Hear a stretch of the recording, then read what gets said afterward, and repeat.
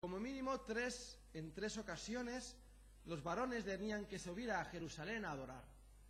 ¿Os acordáis que hablamos hace un tiempo que en Israel habían 7 fiestas que Dios estableció en el libro de Levítico?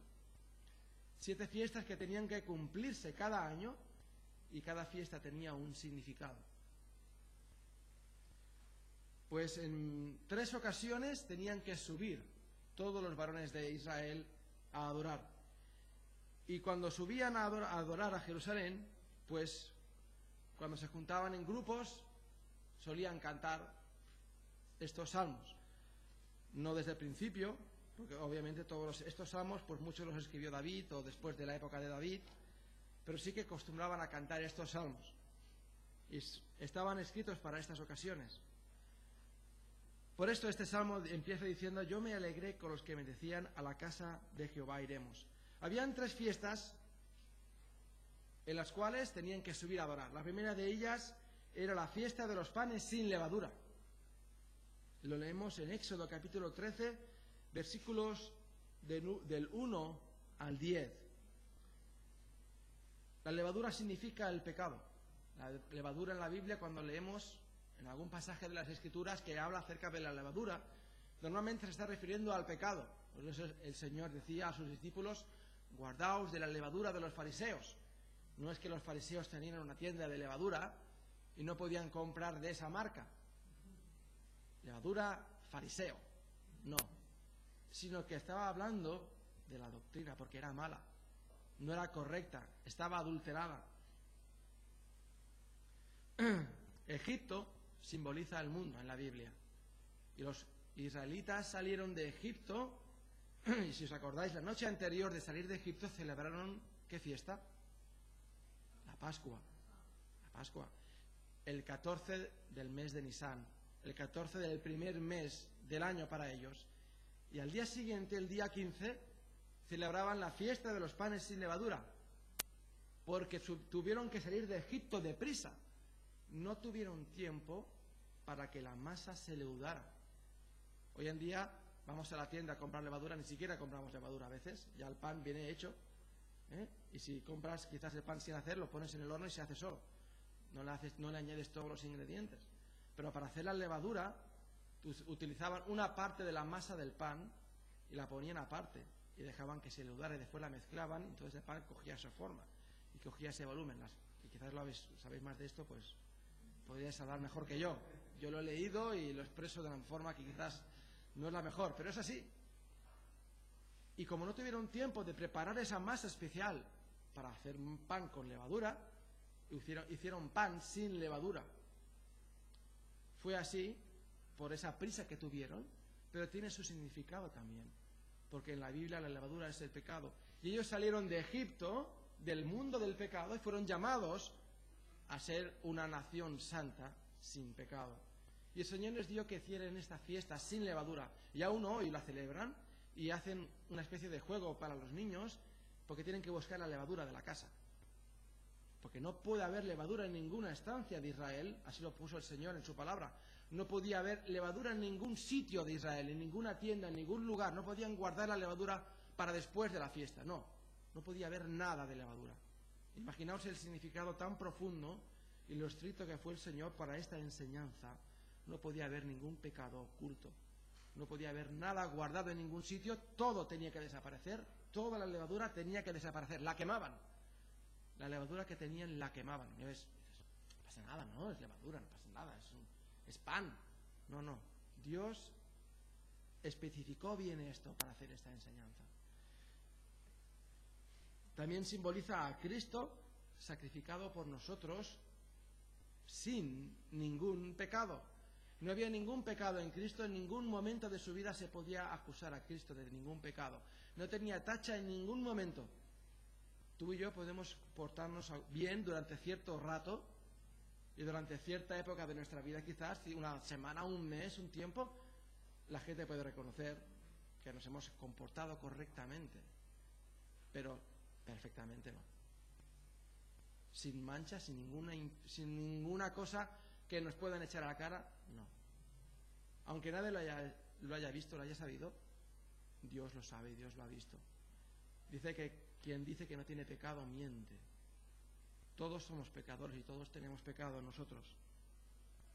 Así que este pan sin levadura representa a Cristo sacrificado por nosotros sin ningún pecado.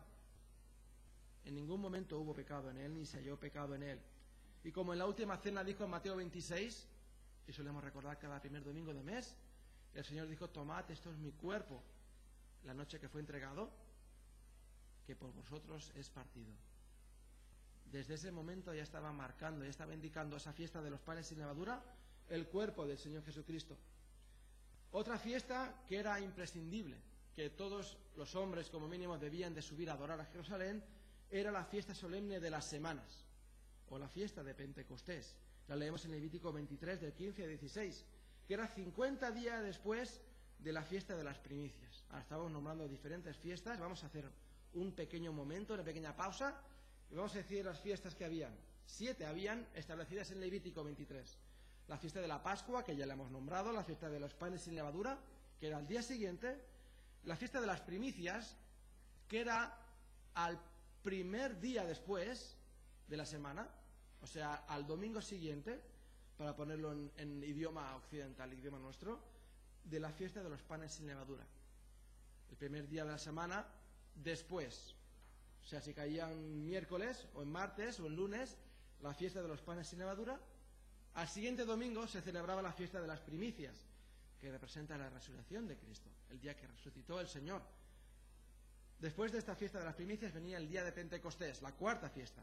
Pascua, panes sin levadura, que era obligatorio de subir todos a Jerusalén a adorar, primicias, y después Pentecostés 50 días después, que era cuando empezaban a poner la hoz en los campos. Perdón, esa era la primicias. Empezaban a recoger el primer fruto. Empezaban a ir a los campos a recoger y hacer empezar a cosechar el trigo. Maíz no había en Israel. El maíz viene de Estados de América. Había trigo. Empezaban a cosechar el trigo, toda la cosecha que empezaba en primavera, empezaba la fiesta de las primicias. Pero en Pentecostés acababan de recogerlo todo. Acababan de recoger todo el grano, toda la cosecha que se recogía en primavera, y hacían la fiesta de Pentecostés, 50 días después. Era una fiesta de acción de gracias por la cosecha, por todo lo que el Señor les había provisto. En aquella época no había supermercados, no podías ir siempre a comprar tomates. En cualquier época del año no habían tomates entonces en Israel. Había maíz, había trigo. Complicado, ¿eh? Estamos tan acostumbrados y no nos damos cuenta de lo que había en aquella época. No había pan tumaca. ¿Cómo lo harían? No podían ir a comprar todo a cualquier fecha del año. No había manzanas todo el año. No habían peras todo el año. Había una época del año que había esa cosa y tenía que durar todo el resto del año. Todo el trigo tenía que guardarse para el resto del año. Por lo tanto, era importante que tuvieran una buena cosecha y después la almacenaban. Daban gracias al Señor por la cosecha que les tenía que durar 12 meses. Y en Pentecostés también representa la venida, que es lo que sucedió en el Nuevo Testamento, la venida del Espíritu Santo. Y se vio el fruto que llevaría la obra que empezaba en aquel momento con la conversión de esas 3.000 personas en la primera predicación del apóstol Pedro. Cristo fue las primicias, el primer fruto, pero después vino la gran cosecha, la iglesia, con todos sus salvos, todos sus convertidos. Y la tercera fiesta obligatoria, estaba después la fiesta de las trompetas, ya en octubre, en otoño, la fiesta de la expiación y finalmente la fiesta de los tabernáculos, la última fiesta del año judío, que era obligatorio también que todos subieran a Jerusalén a adorar. Era una fiesta, la leemos en Levítico 23, del 33 al 44, en las que todo el mundo tenía que coger ramas, tenía que coger para hacer tabernáculos o cabañas en los cuales habitar durante una semana entera, para que todos recordasen. El Señor así lo dijo, que todo el mundo recordase cómo habían vivido en el desierto durante 40 años. Era una fiesta alegre, una fiesta con un carácter de alegría, sobre todo supongo para los niños, divertido ahí hacer esas cabañas, esas tiendas. Y entonces subían a los terrados en Jerusalén, se ponían en medio de las calles, incluso en el atrio del templo, para tener esas enramadas y poder celebrar esa fiesta. También era una fiesta que simbolizaba, o era una fiesta de agradecimiento por la protección de Dios y por la cosecha recibida. En otoño hay otra cosecha de otro tipo de frutos. Después ya viene el invierno y ya no hay más cosechas hasta la primavera siguiente, hasta el verano siguiente. Esta fiesta simboliza el futuro reino de Dios en la tierra, cuando Cristo reinará por 1000 años. Esto es lo que simboliza esta fiesta de los tabernáculos. Todo el mundo se juntaba, dejaban de trabajar y recordaban ese momento cuando estuvieron en el desierto, pero también esa fiesta enfocaba el futuro reinado de Jesús por 1000 años. Ahora, volviendo al Salmo 122, recordamos estas 3 fiestas al año que tenían que subir a adorar a Jerusalén. Tenían la costumbre de subir cantando. Y en los salmos del 120 al 134, si veis en vuestros encabezamientos, todos empiezan como cántico gradual. Cántico gradual. Aquí hay una nota de Scofield, la acabo de ver ahora, que dice literalmente ascensos. Porque la ciudad de Jerusalén estaba en lo alto. Si os acordáis de haber leído en la Biblia, muchas veces se menciona de subir a Jerusalén. De subir a Jerusalén. ¿Por qué subían a Jerusalén? Porque la ciudad de Jerusalén estaba en un monte. No era un monte tan alto que costaba, sino estaba en un monte, arriba en el monte, y entonces subían a Jerusalén.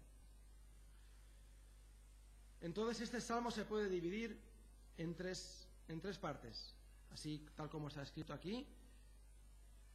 Primera parte, el gozo de los versículos 1 y 2, el gozo de los que suben a Jerusalén a adorar.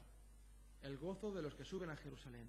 La segunda parte, de los versículos 3 al 5, la gran estima que tenían a la ciudad santa.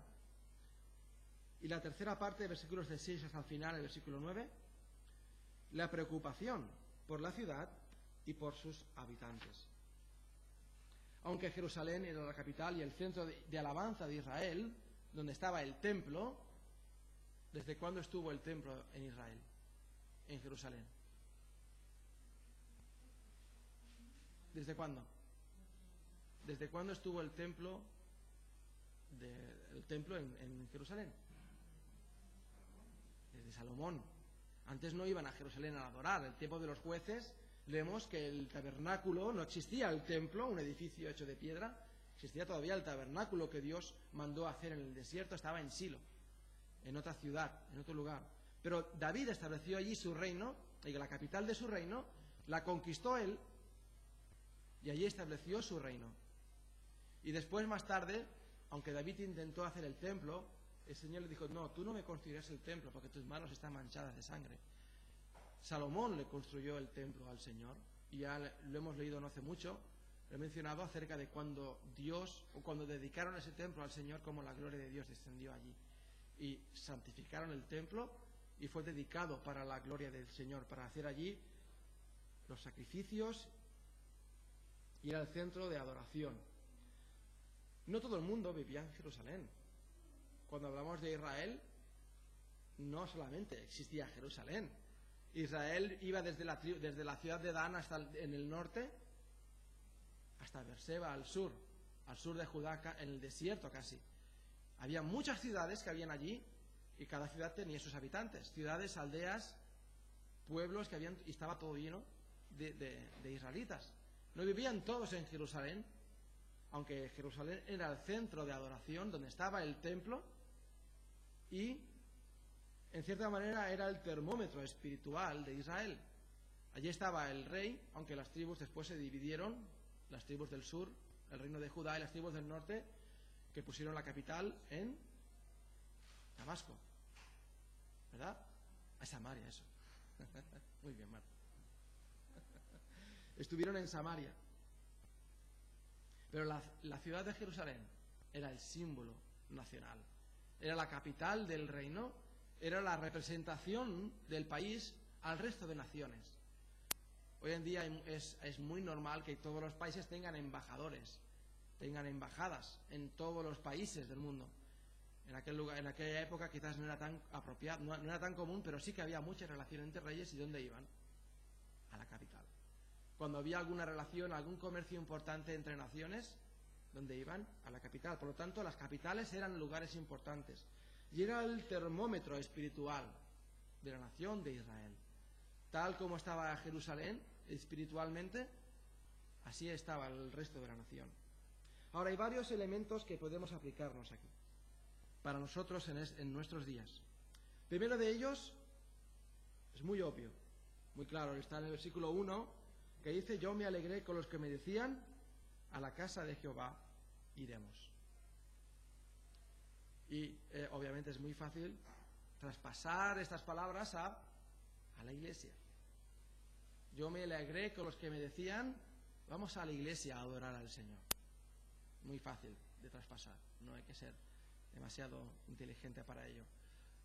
Yo me alegré con los que decían a la iglesia, vamos a ir a adorar al Señor. Ahora, ¿cuántas veces vas por la calle y escuchas a gente que diga eso, no? Vamos a la iglesia a adorar. Y tú te unes a ellos diciendo, yo también me uno a vosotros. Vamos todos a adorar al Señor. No se escucha eso, ¿verdad? Yo no lo he escuchado nunca, vamos. A no ser que estuviera pasando con otros creyentes que iban a la misma iglesia. Es difícil encontrarse con otros que vayan a otra iglesia. Entonces sí que nos vamos juntos a adorar al Señor. Ya hemos visto que estaban obligados a ir 3 veces al año, como mínimo, para ir a adorar al Señor. Pero qué difícil que es, ¿no? Encontrar, o incluso encontrarte en esta situación. Ir alegre a adorar al Señor. Sales con prisas de casa, te has levantado tarde quizás, o se te ha complicado la mañana, ha sucedido algo, alguien te ha llamado a última hora, has tenido que atender un asunto, o yo qué sé, 1000 cosas, todos los semáforos estaban en rojo. Y llegas a la iglesia corriendo y casi te olvidas de que tienes que venir contento, alegre, a adorar al Señor. Lo decíamos esta mañana, a empezar el culto. No podemos venir al Señor a adorar si no estamos gozosos. Podemos tener muchos problemas, dificultades, aflicciones,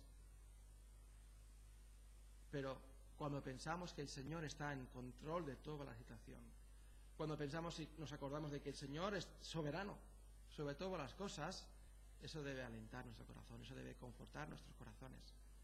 Por lo tanto, eso produce gozo, a pesar de los problemas. Y se convierte en realidad en este versículo. Yo me alegré. ¿Qué mejor lugar donde estar que estar donde se adora al Señor? ¿Qué mejor cosa que hacer? ¿Qué mejor actividad realizar que la de la adoración al Señor? Y reconocer la grandeza de Dios, reconocer su soberanía, reconocer su santidad, reconocer su poder, su majestad, reconocer su autoridad sobre todas las cosas. Ahora, también dice algo más el versículo 1. Dice, a la casa de Jehová iremos. Es bien específico esto. En aquella época existían otros lugares de adoración. Dependiendo del rey que había en Israel, en Jerusalén, en la capital, vemos que, si leemos el libro de Primera y Segunda de Reyes o Primera y Segunda de Crónicas, vemos que había lugares altos donde se iban a adorar. E incluso algún rey se atrevió a usar el templo para poner otros dioses. Habían más dioses a los que adorar, dioses falsos, pero habían más dioses que adorar y mucha gente iba a ellos a adorarles, debajo de los árboles o arriba de las montañas, y construían altares. Pero aquí dice, a la casa de Jehová iremos. Es bien específico este versículo. No vamos a ir a adorar a ningún otro Dios ni a ningún otro lugar. Vamos a ir a la casa de ¿quién? De Jehová. Vamos a ir a la casa de Jehová.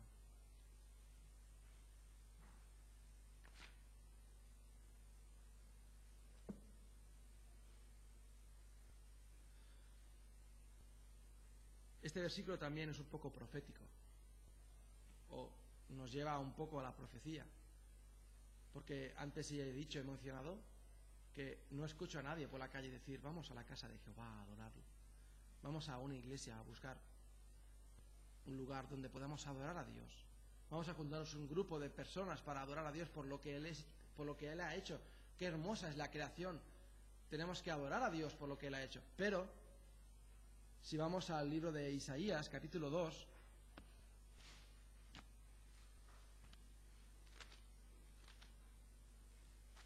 Isaías capítulo 2, versículo 3, leemos: y vendrán muchos pueblos y dirán: venid, y subamos al monte de Jehová, a la casa de Dios de Jacob, y nos enseñará sus caminos y caminaremos por sus sendas, porque de Sión saldrá la ley, y de Jerusalén la palabra de Jehová. Y juzgará entre las naciones, y reprenderá a muchos pueblos, y volverán sus espadas en rejas de arado y sus lanzas en hoces. No alzará espada nación contra nación, ni se adiestrará más para la guerra. Venid, oh casa de Jacob, y caminaremos a la luz de Jehová. En el edificio de las Naciones Unidas en Nueva York hay una estatua de un hombre que está cogiendo, como dice aquí, una espada y la está girando. Es una estatua, no sé si es de bronce, es de metal, y está girando, está trabajándola para convertirla, ¿cómo? ¿En qué hemos leído aquí? En rejas de arado. No sé qué hace esa estatua allí. Se refiere a este versículo, por lo que me explicaron, y también me explicaron que esa estatua la hicieron los rusos. Bueno, la Unión Soviética, que eran comunistas en aquella época. Dices, bueno, supongo que querían dar buenas intenciones, decir, venimos en son de paz, no venimos en son de guerra. Pero este versículo se va a cumplir, versículo 3. Y vendrán muchos pueblos y dirán: venid y subamos al monte de Jehová. Hoy no lo dicen. Y en la época que se escribió el Salmo 122 tampoco lo decían. No venían las naciones a adorar a Jehová. Sí que es cierto que habían prosélitos, como por ejemplo, leemos en el Nuevo Testamento, el eunuco. ¿Os acordáis del etíope? Ese hombre era de Etiopía, pero subía a Jerusalén a adorar. Y sabemos que habían otras personas de otros pueblos, y así el Señor les dio normas y leyes para esas personas, para cómo tratarlos, que sí que subían a Jerusalén a adorar y reconocían a Dios.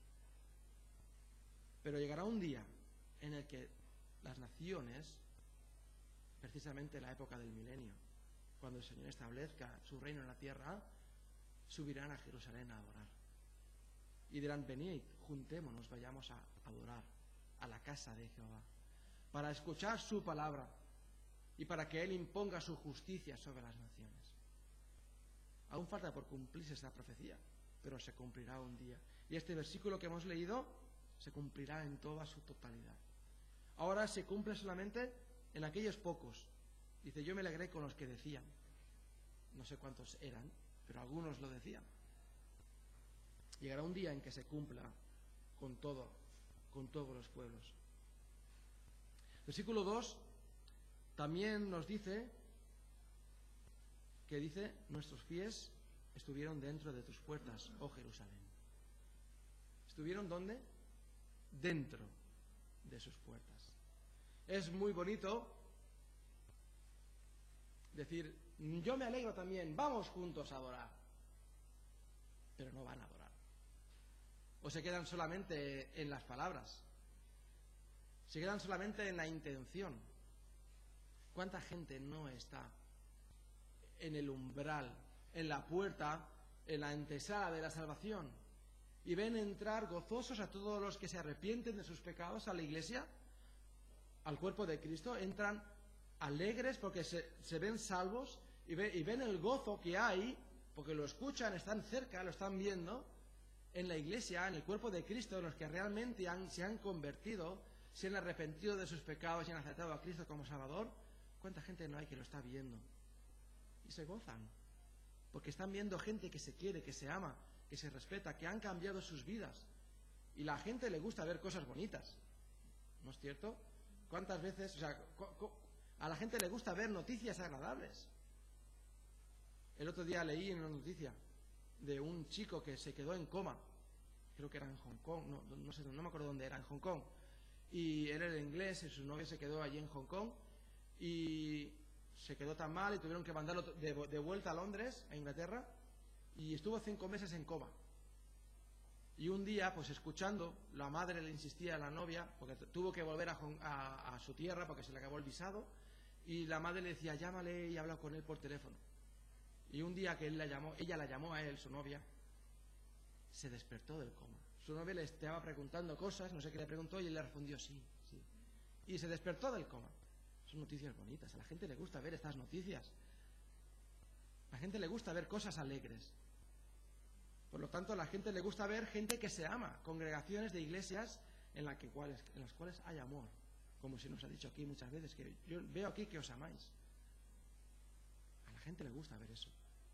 Pero ¿cuánta gente hay? No que se queda fuera en la puerta mirando. Incluso pueden llegar a entrar en la iglesia. Y ven el efecto, y ven el fruto del Espíritu en las personas. Lo contemplan, lo palpan, lo sienten. Pero ellos no entran.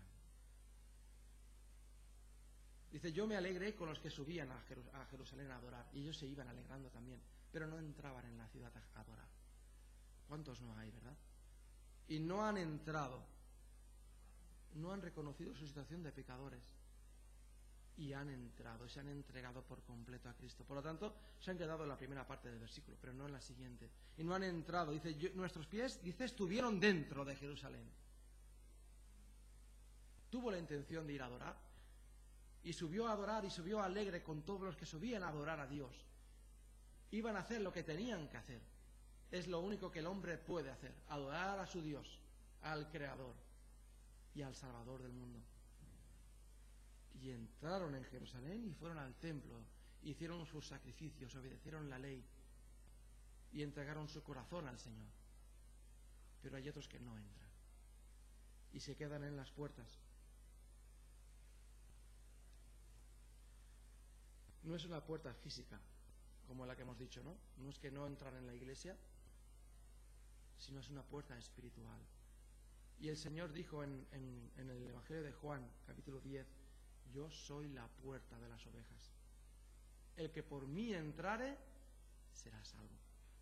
Y entrará y saldrá y hallará pastos.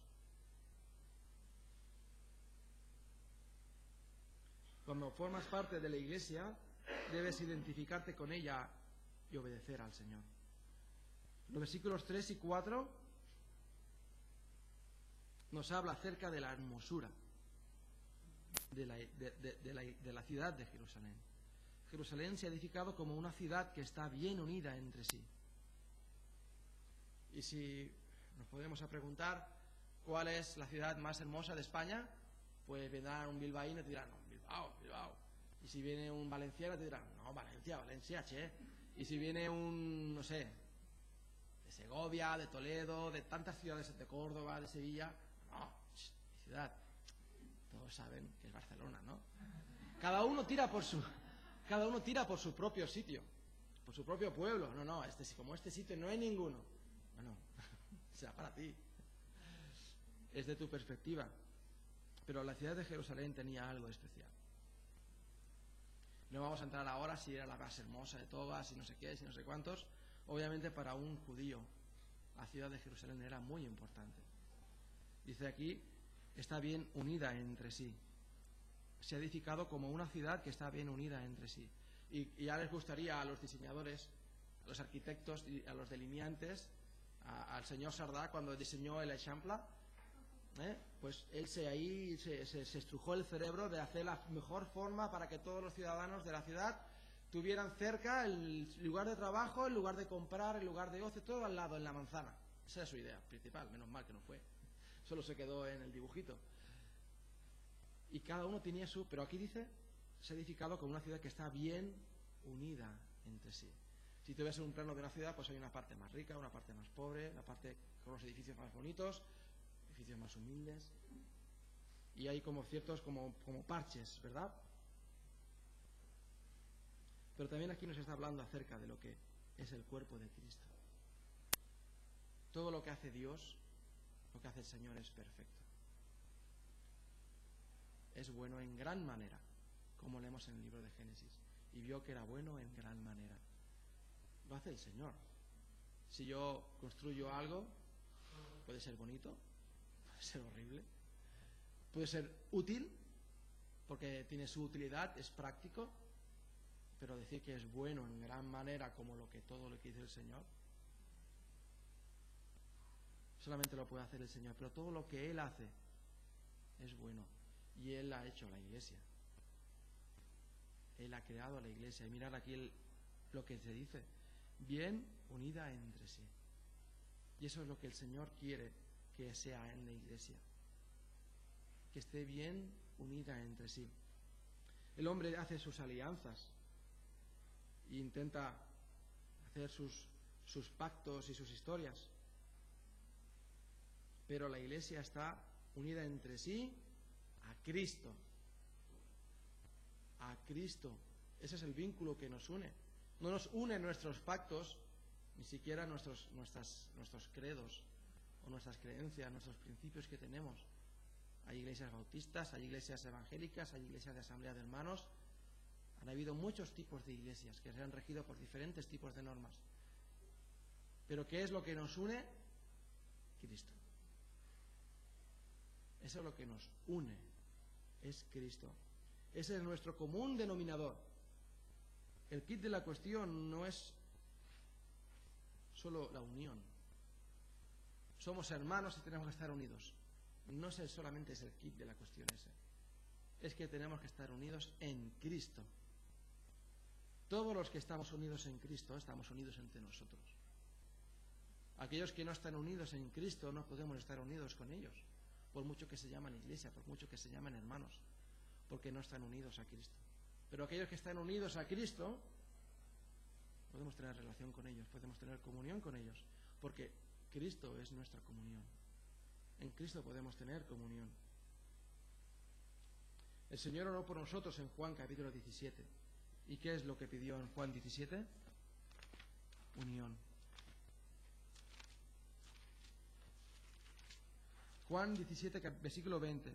Mas no ruego solamente por esto, sino también por los que han de creer, o sea, por nosotros, que aún no habíamos nacido, aún no habíamos creído. Todos los que se han convertido desde esa época hasta ahora. Por todos los que han de creer y hasta que venga el Señor. Para que los que han de creer en mí, por la palabra de ellos, para que todos sean uno, como tú, oh Padre, en mí y yo en ti, que también ellos sean uno en nosotros. Sean uno en nosotros, para que el mundo crea que tú me enviaste. No solamente unión, la unión por tener unión. Dice que la unión hace la fuerza, pero hay que estar unidos en Cristo. En Cristo, ese es nuestro vínculo, en Cristo. No se puede alabar al Señor de otra forma que obedeciendo su palabra por muy buenas intenciones que tengas. La unión por la unión no se puede, no es bíblico, pero la unión en Cristo sí. No se puede hacer las cosas de cualquier manera. ¿Os acordáis de Nabat y Abiú en Levítico capítulo 10? Cuando ofrecieron al Señor fuego extraño, ellos tenían muy buenas intenciones, pero ¿qué sucedió? Que fuego salió de la presencia del Señor y los consumió. Ellos tenían buenas intenciones, ellos tenían un buen corazón, pero ellos desobedecieron la palabra de Dios y ofrecieron un fuego, un sacrificio, una ofrenda al Señor que el Señor no había dicho que lo hicieran, cuando el Señor ya había dejado establecido, lo acababa de hacer, ya había dejado establecido la manera y la forma, y el Señor fue muy específico en eso, en la cual los sacerdotes debían acercarse a Él. Ellos no lo hicieron y perecieron. También en el versículo 5, en quinto lugar, Jerusalén era el centro jurídico de Israel, donde se tomaban las decisiones importantes. Porque allá están las sillas del juicio, los tronos de la casa de David. O sea, estamos hablando del tiempo después de David, cuando David estableció Jerusalén como la capital de Israel. Y allí estaba el centro jurídico, como siendo la capital, centro administrativo, donde se regían las cosas importantes del reino. Habían otros jueces en diferentes ciudades, Incluso, ¿os acordáis cuando las ciudades de refugio, allí habían sacerdotes, que ellos también ejercían de jueces cuando había, por ejemplo, un homicidio involuntario? El homicida tenía que ir a la ciudad de refugio y allí recibía un justo juicio. Pero en Jerusalén, como siendo la capital, allí habían y se juzgaban las cosas importantes. Esa es la palabra de Dios, donde encontramos nuestra vara de medir. Pero solo con la ayuda del Espíritu Santo es que podemos entenderla y aplicarla en nuestras vidas. El hombre natural no percibe las cosas de Dios. El hombre natural no percibe las cosas de Dios. El hombre natural es aquel que todavía no ha sido transformado, no ha sido regenerado por el Espíritu Santo en el momento de la conversión. Y él no puede entender en su plenitud la palabra porque no tiene el Espíritu Santo que le guía. Qué privilegio es entrar ante el trono de Dios, ante el trono de la gracia en oración, e interceder por uno mismo o por los demás hermanos, por los demás hermanos en la fe. Subir a la ciudad del Rey y interceder en oración por aquellos, delante del juez de toda la tierra. Y tenemos ese gran privilegio de llegar a su presencia. Podemos alabarle y darle gracias por la salvación que tenemos en él. Y en último lugar, en cuarto era en quinto, en versículos del 6 al 9, dice: pedid por la paz de Jerusalén. Sean prosperados los que te aman. Sea la paz dentro de tus muros y el descanso dentro de tus palacios. Por amor de mis hermanos y mis compañeros, diré yo, la paz sea contigo. Por amor a la casa de Jehová nuestro Dios, buscaré tu bien. ¿Y qué nos dijo el Señor en Juan 14, 27? Mi paz os dejo, mi paz os doy. Yo no la doy como el mundo la da. No se turbe vuestro corazón ni tenga miedo. No hay otro lugar en el mundo donde el corazón de un alma pueda encontrar la paz y el consuelo, sino en Jesús. O como en Jesús. No hay ningún otro lugar en el mundo en el cual el corazón del hombre puede encontrar la paz y el consuelo como delante del Señor, como estando en sus pies. Por lo tanto, yo me alegraré y me gozaré con los que suben a adorar al Señor. Allí es donde encuentro el consuelo, la paz. Si estoy cansado, estoy triste, estoy agotado, estoy apesadumbrado, cansado de la semana, cansado de los problemas, de las circunstancias, de que mira cómo es este, mira cómo me ha tratado aquel, mira que tengo que pagarle ahora Hacienda, mira que tantas cosas, ¿no? Yo me alegré con aquellos que subían a adorar. Yo me alegro porque ha llegado el domingo y me reúno con mis hermanos para adorar al Señor. Me alegro, a pesar de todos los pesares. Y si no tienes pesares, gloria a Dios, sube contento también para darle gracias al Señor por su cuidado, porque Él te ha protegido en esa semana o en esta época de tu vida. No creo que nunca tengas problemas, pero quizás sí hay una época que el Señor te bendice en ese momento y te protege en ese momento. Bueno, ya has pasado lo suficiente, ahora ten un tiempo de tranquilidad. Aprovéchalo para crecer, aprovéchalo para alabar al Señor, para ejercer, para emplear tu tiempo que tienes y tus fuerzas para adorarle y para ser de ayuda a aquellos que quizás sí que están pasando dificultad. Y pasa por delante de ellos y diles: ven con nosotros a adorar al Señor. Sube conmigo a adorar al Señor, porque es lo mejor que puedes hacer. Subamos y acerquémonos ante su trono de gracia, ante el juez de la tierra, porque Él es el que guarda tu causa, el que te protege, el que está por ti, el que te consuela. Pues estas son las palabras que quería compartir con vosotros esta tarde. Es el versículo que tenemos en la portada del boletín. Yo me alegré por los que me decían: a la casa de Jehová iremos. Es el mejor lugar donde estar. Padre Celestial, a ti sea toda la gloria y toda la honra. Seas tú bendito por todas las edades, Señor. Y como decíamos esta mañana, Padre, ven pronto a buscarnos, para estar contigo en tu presencia, para alabarte y adorarte por toda la eternidad. En nombre de Jesús. Amén.